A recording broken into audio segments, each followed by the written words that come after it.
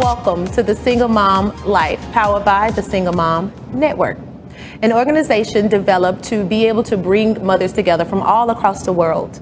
Our mission statement here is to make sure that we give you resources to overcome everyday challenges, careers, your goals, your business goals, and be able to help you get through those things. I'm one of your hosts, Stephanie Tiller. I am TJ Alvarado. And I'm Jill Douglas. So today we are going to give it to you live and in person. None other than yours truly, the hostess with the mostest that you've been waiting to ask all those questions about. We got them in front of us. And we're going to be with our own beautiful Miss Stephanie Tiller. So Stephanie, I just want to know first, in a nutshell, who are you? Where'd you come from? Give us a background about you. I am Stephanie Tiller, of course. Many of you that are watching, even right now, may know me as Buffy. And that is my hometown name, Chattanooga, Tennessee. I came from Chattanooga, Tennessee in 2007, moved to Atlanta, Georgia. And when I moved to Atlanta, Georgia, it was to pursue a different career than what I had went to school for originally in Chattanooga. At the time, I had a young son. He was about 4 years old, and I was confused as to how I would bring him along my journey, my newfound journey, and this new life that I had dreamt of and wanted to live. I had written my own story and biography as to how I wanted to go by things into, this new world. So I had a young son, moved to Atlanta, got to Atlanta, and everything changed when I got here. I became more professional. I became more outspoken. I wanted to talk to people. I wanted to shake hands. The things that I wanted to do and didn't feel like I had the support system around me or the environment around me in my own hometown, I was able to do in Atlanta. So living in Atlanta kind of opened me up, and I started doing creative directing, which I still do that to this day. So if you have like videos and things like that, videos, photo shoots, anything that's creative and you have a vision, I can bring it to life. That's cool. Very creative, especially with like fashion and things like that. Men and women, of course. Come on. Exhibit A. Court. Yeah. And then I moved from that to styling people, so bringing the visions, the what do you call it, the picture vision to actual real life. I started styling celebrities when I got to Atlanta. So then I moved from styling the celebrities and styling myself to designing clothes, and I love it to this day. I still love it. It's not anything that I pursue like wholeheartedly like I probably should. I always leave things like that on the back burner, and I think that's typical across the board for all moms, for all men, for any human being. The things that we do second nature, we tend to put them on the back burner. So I still came down and I dabbled in that, and then I went from that to writing music. I write music for men and women. Wow. Wild imagination. Wow, I love Just it. imagine that. Who knew? Books, short stories, cliffhangers as well. I had a blog, and that went really well. I did a boutique as well online. It got too much for me. I would admit I am not ashamed of anything. I had a boutique and the stuff was selling before I could get it online. And it scared the crap out of me because I was solo. It was just me. So it became a thing where I found myself not being able to even ship the products. I was taking it to jobs and, homes and houses, and it made a ton of money, and it was really fun, but yet it was tiresome. I was lonely, but I had money, had good money, but I was still lonely because I was exhausted. So there was no social life. It looked maybe like I had, but I didn't. And then I also did a show that I wrote and co-wrote. So the first one that I co-wrote was with a friend of mine, Demetria Kelly, and it was called No Panties TV. What was it called? No Panties TV. I love it. Let me tell it down the back. No Panties TV was pretty much a show where we would be very risque. Well, the name itself was risque, Fair. but it was more so the raw, naked, uncut truth. So we wanted to be able to be those Southern belles, because she also moved from Augusta. So we wanted to be those Southern belles that kind of just brought real life and reality. It's kind of what we're doing now, but in a different way. Like I said, the name was just a risque name, like Sex in the City. I thought when I looked at it, it was going to be about sex. I was ready for it, and I clicked on it. But that's not what it was about at all. So with No Panties TV, I wanted to give that same kind of element of surprise. So I did that for a while, and with Jasmine Razor Chick of Atlanta, she's now doing great things. We're all doing great things now, so that's super dope. And then I moved to my own personal show, which I absolutely love, still to this day.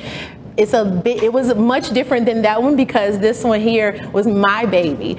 I had a chance to write, directed, everything, handpick. So it was pretty much like a big topic. But then there was a live performance, whether it was a speaking or a singing or things like that. So it was super dope. And then, of course, my motivational, it was also tied into there as well. So then I also got into radio.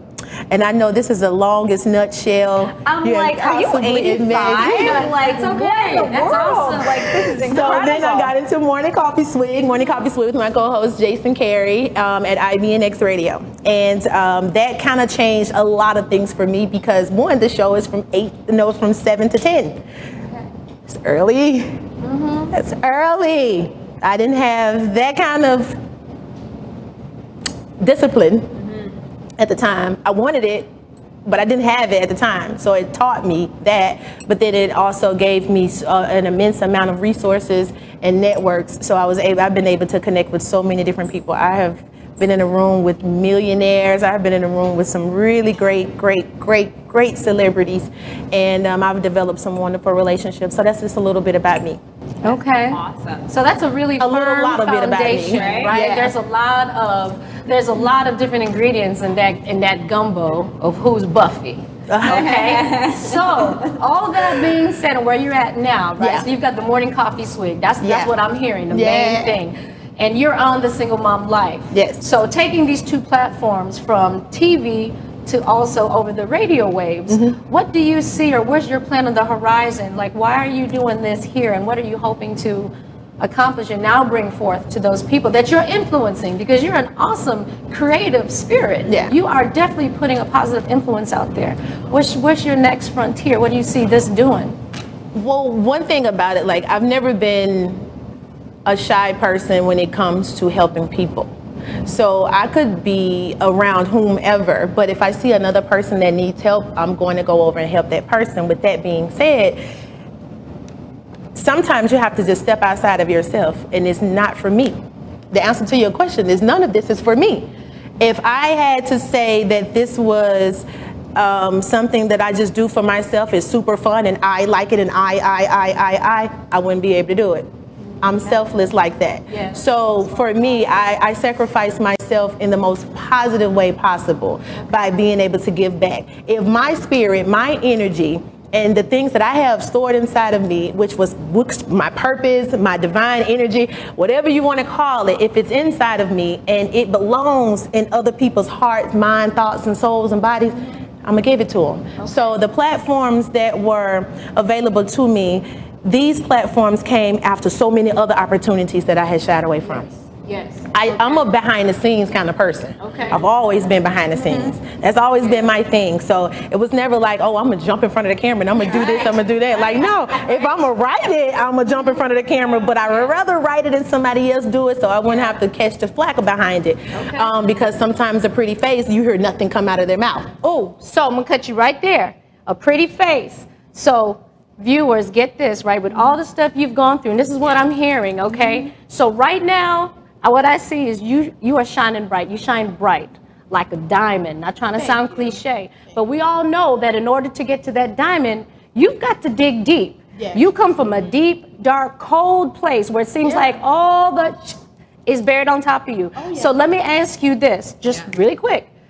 Pull out a memory for me. Where was that crossroads or something? Because somebody out there is listening and they might feel like they're just buried down so deep, so deep, but they're about to hit that diamond in their heart, in their life, where they're about to come through and break through. What was that defining, or one of those defining moments where you could either just lay there and just go ahead and play dead because you feel like you're 6 feet under, or you can go ahead and just dig a little deeper and get that diamond? And because now look at you, you're just shining bright and you're out here on the radio and on TV. I would say life itself. Life itself, because I had a son at 15, and I know a lot of people don't know that. They just know I have a son, and I don't know how old she is. She never talks about how old she is. I'm 33. Mind your business. So like, I had a son at 15, and during that time, I was a straight A student. You talk about a straight A student, made one mistake. So at this time, I'm just like, oh, it is all over. It's never going to happen for me. And then you had teachers also saying, well, yeah, you're not going to amount to anything. You're nothing. You're never going to do this, and you're never going to do that. It was something that was a little bit deeper that I had inside of my surface, inside of me, than what I was experiencing on my surface. On my surface, I'm like, yeah, they may be right.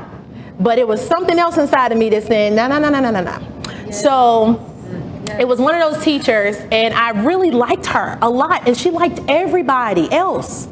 But because I had a baby, she alienated me.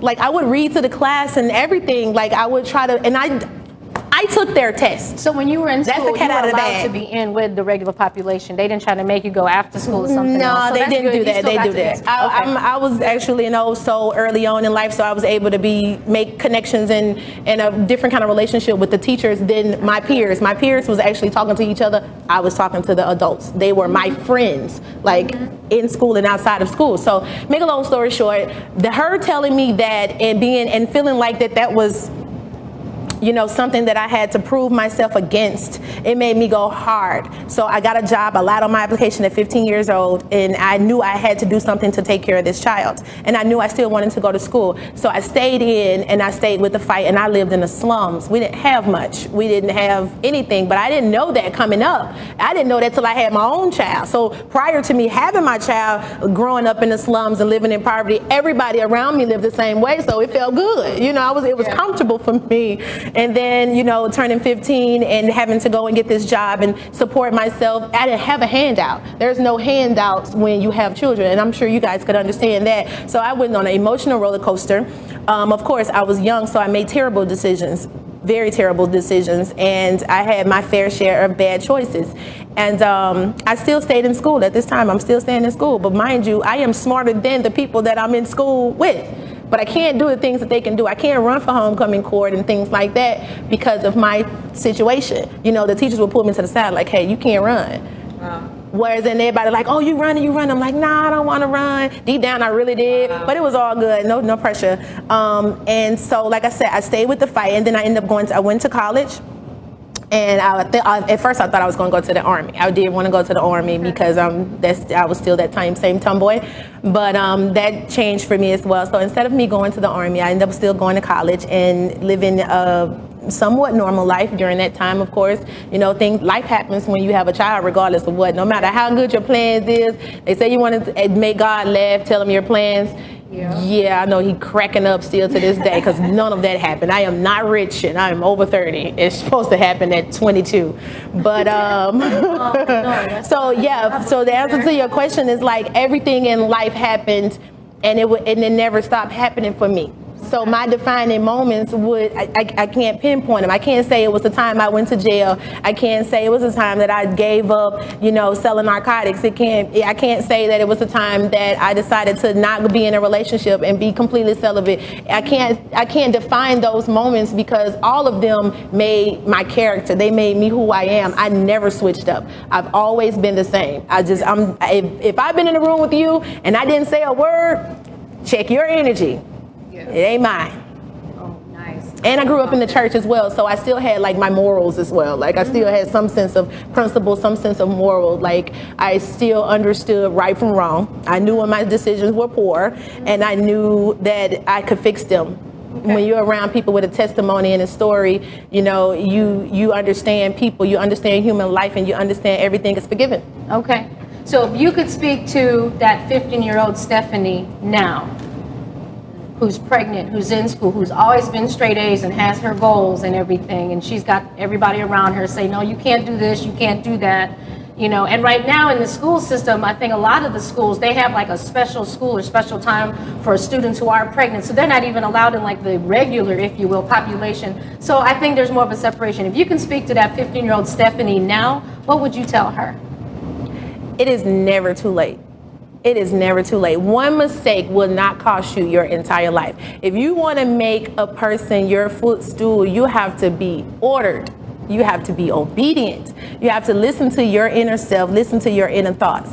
Write your things down. And I know I probably say this all the time. Write your things down. Keep you a journal. Go back and look at it. And understand that you are no different than anybody else. Everyone is dealing and going through things that we would never see. They have battles that they deal with on their own time. Yours is just hanging on your hip. All right. So you're already ahead of the game. They can't use against you what you're already showing. Yes, yes, man. And I know there are some wonderful people in your life that's influenced you. Do you want to give a shout out to anybody in particular? I mean, you mentioned your posts and stuff. I literally have a lot of strong individuals that have always kept me sane and say, you're going too far, or you're not doing enough, or you need to keep going. So I'd like to say shout out to my mom, Regina Clay, my father, Reginald, my other father, George Clay, my other mother, Wanda Strickland. So my parents, I want to definitely shout out my parents, but then I also have a whole list of friends and family. James Hudson, he's been a father figure in my son's life for about 15 years now. So that is, you know, I would never take that for granted. And I would just definitely would like to single him out and say, I thank you for everything that you've done, because raising a son was very hard work. It was very hard work. So I really appreciate that. And I appreciate your entire family accepting us as family. My friends and family, all of y'all that's on Facebook, you know, I ain't gonna name no names, but anybody that's on my page that interact with me, shout out to y'all, because y'all do keep me going. Y'all keep me motivated. You guys send me inboxes. Y'all send me messages all the time. Like sometimes I may get them late, but you guys, y'all fuel me. You know, sometimes I'm looking for a certain individual or person to say, you know, I'm strong and all, but pour into me. My cup is half full, because it's never empty. It's just half full. Because if it's empty, then there's no Steph.